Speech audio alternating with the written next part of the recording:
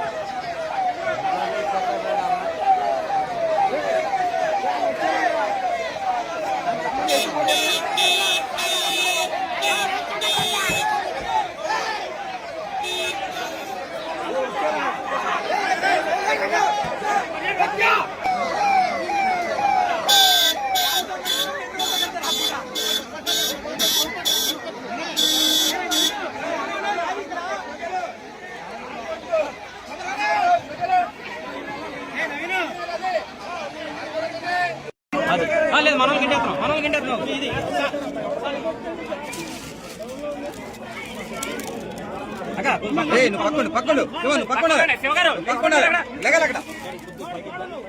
ఒక్క ఆయన ఒక్క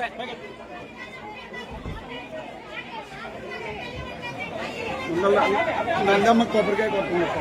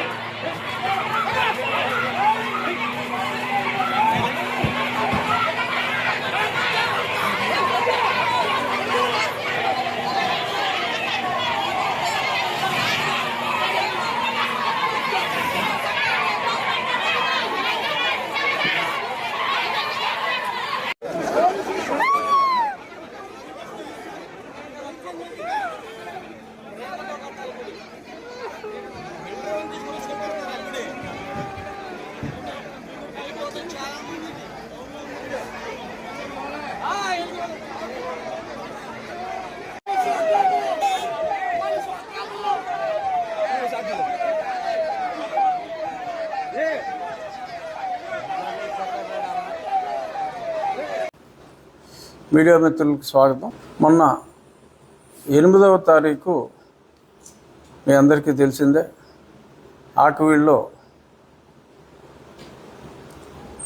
నేను అక్కడ ఎప్పుడో పురాతన 100 సంవత్సరాల పైబడిన రామాలయం సందర్శించడం జరిగింది. ఆ సందర్శించడానికి కారణం పేపర్లో 7వ తారీఖు ఈ నెల 7వ తారీఖు న్యూస్ పేపర్లో రామాలయం వార్త సాక్షి వైఎస్ఆర్ కాంగ్రెస్ పార్టీకి చెందిన పత్రిక అయిన సాక్షిలో రఘుకుల తిలక రారా అని పాటలు పాడుకుంటారు, కానీ రాముణ్ణి కాపాడుకోవటానికి రఘురాముడు ఏడి అనే విధంగా ఒక పెద్ద శీర్షికే అక్కడున్న ఆ దేవాలయం ఫోటోలు, రాముని కొంచెం దెబ్బతిన్న సీతారామ లక్ష్మణ ఆంజనేయ స్వామి విగ్రహాలు అన్నీ కూడా అక్కడ చూపెట్టడం జరిగింది. రామయ్య ఇటు చూడవయ్య అని టైటిల్, ఆ లోపల కూడా మ్యాటర్ అంతా చాలా స్పష్టంగా రాయటం జరిగింది.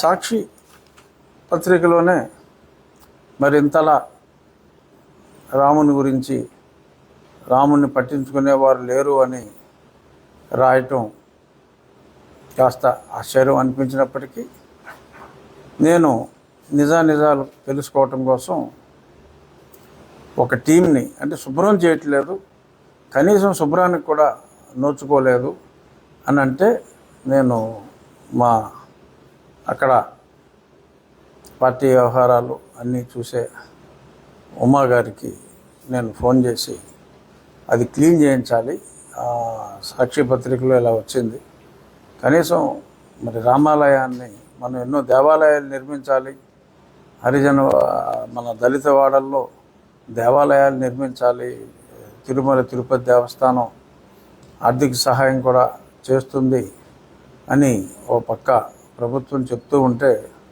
ఉన్న ఆలయాలు కనీసం క్లీన్ కూడా చేయకపోవటం అనేది చాలా దారుణమా. వెంటనే క్లీన్ చేయాలి అని చెప్పి నేను ఆయనకు చెప్పటం, ఆయన క్లీన్ చేసే ప్రయత్నాలు జరుగుతూ ఉంటేనే మరి ఆ పక్కన కాలనీలో ఉన్నవారు మేమంతా దళిత క్రైస్తవులం అని చెప్పి వచ్చి అడ్డగించి వారిని తరిమివేయటం జరిగింది. ఎప్పుడైతే కనీసం క్లీన్ చేయడానికి కూడా ఒప్పుకోలేదో ఇది కొంచెం విపరీతమైన పరిణామంలాగా నాకు అనిపించి నేను 8వ తారీఖు స్పాట్లోకి వెళ్ళటం జరిగింది. క్లియర్గా నేనే ప్రత్యక్షంగా చూద్దాం అని వెళ్ళటం, అక్కడ సీతారామ హనుమాన్ సమేత సీతారామ లక్ష్మణ విగ్రహాలు, అలాగే ఒక నందీశ్వరుని రాజ విగ్రహం, ఇవన్నీ కూడా అక్కడ చూడటం జరిగింది. కొందరిని నేను వెళ్ళి ముందే వాకప్ చేస్తే ఎన్నో శ్రీరామనవములకి అక్కడ పానకం తీసుకున్నాం. ఎంతోమంది కొన్ని తరాల వాళ్ళు అంటే ఇప్పుడు ఒక 70-75 సంవత్సరాలు ఉన్నవాళ్ళు వారి చిన్నతనంలో ఆ గుళ్ళోకి ఎన్నోసార్లు వారి తల్లిదండ్రులతో అప్పట్లో బహుశా అందరూ హిందువులుగా ఉన్న రోజులు కావచ్చు, మరి కాలక్రమంగా మరి చాలామంది మతం మార్చుకొని ఉండవచ్చు. ఏదేమైనా 1932 రీసెటిల్మెంట్ రిజిస్టర్ 1932 అనేది ఈ ల్యాండ్ డాక్యుమెంట్స్ అన్నిటికీ అత్యంత ప్రామాణిక పత్రం. సో అందులో చాలా స్పష్టంగా అక్కడ ఇదిగో గుడి అని చాలా స్పష్టంగా రాసి ఉంది. సరే, కొంతమంది అరనీలి కోట్లు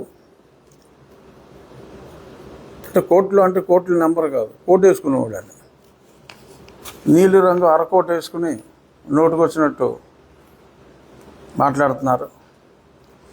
అరనీలి కోటు మరి అది హిందువుల గుడి, ఏదో సమ్ దేవత అని ఏదో చెప్పినట్టుగా నాకు ఎవరో చెప్పారు. సో నీలి చిత్రాలు నేను పెద్దగా మరి నీలిరంగు కోటు వీడియోలు నేను చూడను, ఎవరో చెప్పారు, గతంలో చూసా, ఇంకా తర్వాత చూడటం మానేశాను. ఆ నీలి కోటు చెప్పిన దాంట్లో ఎవరో దేవత గుడి అన్నట్టుగా చెప్పారు, అతను అలా అన్నాడని. ఏదైనా గుడి అంటే చర్చ్ కాదు, గుడి అంటే గుడే. సో అక్కడ విగ్రహాలు ఉన్నది, రాముల వారి పురాతన విగ్రహాలు ఉన్నాయి, నందీశ్వరుని విగ్రహం కూడా ఉంది. సో అక్కడ దేవాలయ పునర్నిర్మాణం జరగాలి అని చెప్పి ఆ ప్రాంతంలోనే ఉన్న రామభక్తులు కోరుకున్నారు. ప్రభుత్వ పాలసీకి కూడా ఇది అనుగుణంగా ఉంది. రాముని దేవాలయం ఆరు హిందూ దేవాలయం ఉన్న ప్రాంతంలో కనీసం శుభ్రం కూడా చేయటానికి వీల్లేదు, అక్కడికి రావటానికే వీల్లేదు. ఈ ప్రాంతం అంతా వారి జాగీర్లాగా మరి ఒక సామాజిక వర్గం అలా మాట్లాడి ఇతర సామాజిక వర్గాల ఆర్ ఇతర మతానుచారాలు పాటించేవారి మనోభావాలు దారుణంగా దెబ్బతీసేలా మరి ఈ రకంగా మాట్లాడటం అనేది అది ఎట్టి పరిస్థితుల్లో సమంజసం కాదు. మరి మీరు చూసుకుంటే ఆంధ్రదేశంలో సుమారు మన ఒక స్టాటిస్టిక్స్ కూడా వచ్చినాయి. ప్రభుత్వ అనుమతితో నిర్మించిన చర్చిలు కేవలం 6,000, అనుమతి లేకుండా ఉన్న క్రీస్తు ప్రార్థనాలయాలు సుమారు 30,000 పైచిలు. సరే, నేను ఆ వాదనలోకి వెళ్ళాల. ఇప్పుడు ఆ పర్మిషన్ లేనివి ఏం చేయాలి? మరి చుట్టూ హిందువులు నివసిస్తున్న ఆ ప్రాంతాల్లో గృహం అని చెప్పి ఇంటికి పర్మిషన్ తీసుకుని మరి అక్కడ సడన్గా మైకులతో మొదలుపెట్టి మరి మత వ్యాప్తి చేస్తున్న వారి గురించి నేను మాట్లాడదలుచుకోలేదు. కానీ ఇలా ఉన్న దేవాలయాన్ని పరిశుభ్రం చేయటానికే వీలు లేదు అని చెప్పి మరి ఆ రకంగా వెర్రితలలో వేసే విధంగా పరిణమిస్తే నేను డెఫినెట్గా నోరు మూసు కూర్చొని ఉండొచ్చు.